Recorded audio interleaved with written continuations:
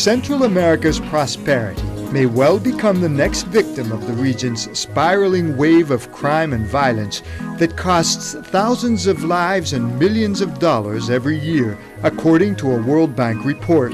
Central America's population is roughly the same size as Spain's. But in stark contrast, while in Spain 336 homicides were committed in 2006, in Central America the total number of homicides reached 14,257 over the same period of time. According to the report, a 10% reduction in the crime rate would boost economic growth by as much as 1%, a significant increase in the region that in 2010 grew at a rate of around 2%. It affects all spheres of life, from the welfare of citizens and communities to the enabling environment for growth and job creation to the legitimacy of government institutions.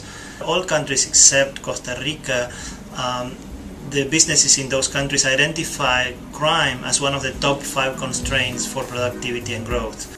Fueling this spiral of violence is a known culprit: drug trafficking.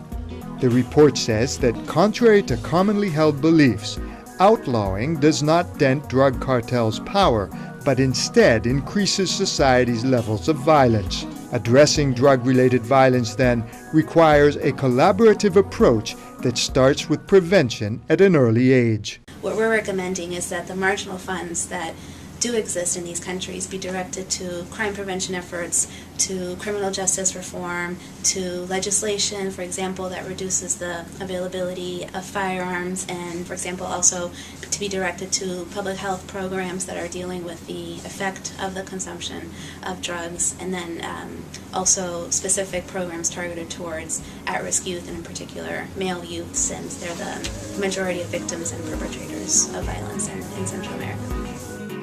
There are around 4 million firearms, most of them illegally obtained, in the hands of Central Americans, the report says. Armed with huge amounts of cash, drug trafficking fuels the demand for firearms and provides the resources to buy them.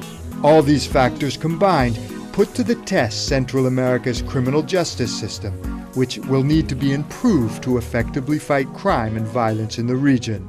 There is a vicious circle in Central America in which increased levels of crime and violence have contributed to the weakening of criminal justice institutions, for instance through drug traffic-related corruption. And at the same time, the weakening of the justice systems have contributed to the spiral in crime and violence in the region, for instance through increased impunity for crime offenders. Now, breaking this vicious circle should be a priority for the citizen security agenda in Central America. Reducing crime and violence in Central America demands a complex and coordinated response at the regional and continental levels that may not yield immediate and obvious results. But not doing so may have grave long-term consequences for the region.